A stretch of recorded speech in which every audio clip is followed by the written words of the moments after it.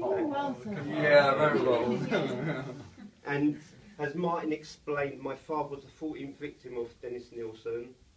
You say that again? My father was the 14th victim of Dennis Nilsson. Well, should. Oh, That well, gets a plaque over time, okay. right? Well, yeah.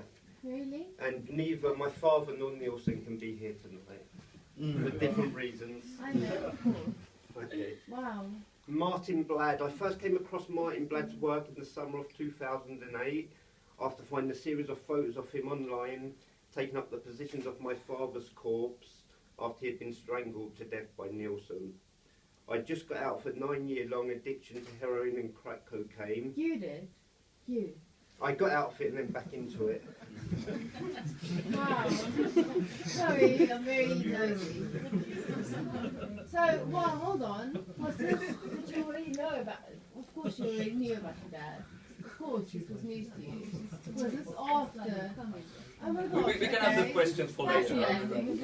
Carry on. So I just got out of a 9-year-long addiction to heroin and crack cocaine, and Martin's work was the first thing waiting for me this side of sobriety. That was the first thing I saw. Of course, I fell in love with this artist immediately.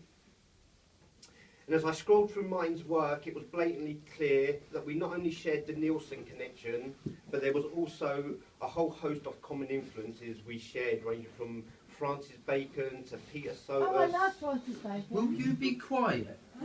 Yeah, no, sorry. Yes, carry on. To Peter Sotos, the Marquis de Sade, and of course the great transgressive American author Dennis Cooper. We have a common love of. So it was art and literature I was already into, and it was on that score that demanded that I looked over Martin's work much more thoroughly. I won't go into the finer details of Martin's work here, but we'll rather stick to the story of how we came into contact with each other, became friends, and how I ended up performing with him tonight. So I found Martin's work, and I secretly pored over it, trying to establish if this was a serious artist, or just a deranged young man with dark obsessions living out a kind of fanboy dream of gore and guts and paedophilia and serial killing. It wasn't really clear at first, and with great artists like Martin, it never is and it shouldn't be. But the fact was, if it was some kind of fanboy horror freak or the like, I'd have no need to contact someone like that. That stuff is kind of like decorative painting, there's nothing really behind it. And so I wanted to contact Martin concerning in particular his Des work and his sad sketches. I needed to satisfy myself that Martin was an artist in his own right and that there were more profound concepts holding his work together. It must have been maybe 2 or 3 weeks after coming across Martin's work, kind of going over it daily, pondering, thinking about it. And I wanted to know whether I should contact him or not. I wanted to, but I had some concerns. I told my partner at the time of this desire to contact him, and my girlfriend, she took a look over Martin's work. I think she took it at face value, and she advised me to steer well clear of him. And as you can see, I took her advice. So she advised me to steer well clear of him. Are you still with her? No, because exactly, I didn't listen to her. She was completely ignorant, right? Because he's very wrong. She said it wasn't really worth contacting him, and she asked me, what for? Why would you like to contact this man? It was a good question, what for? Why exactly did I want to contact Martin?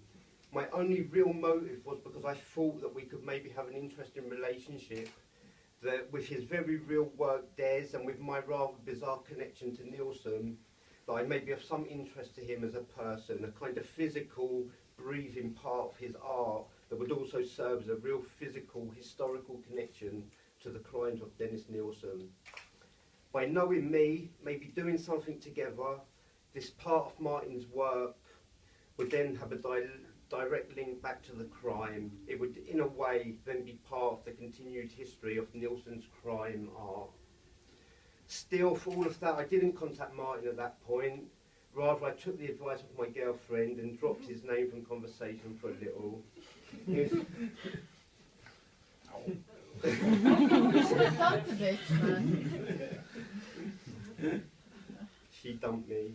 Oh no! I was a bigger bitch.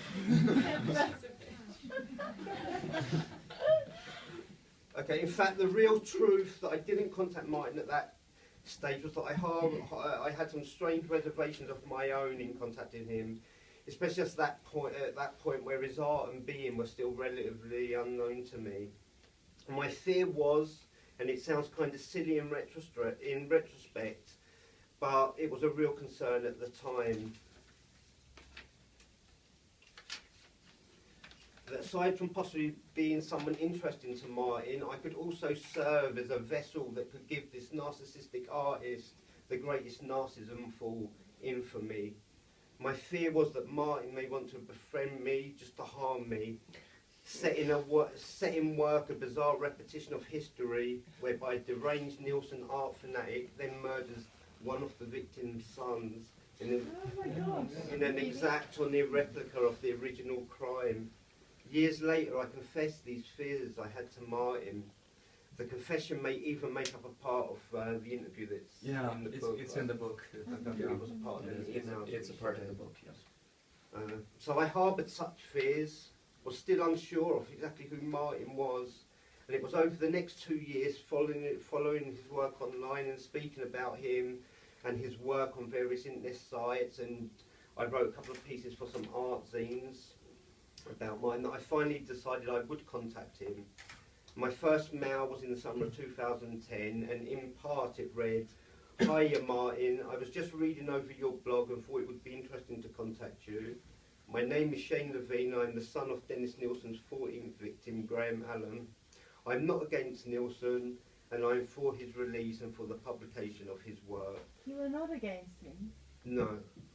Okay.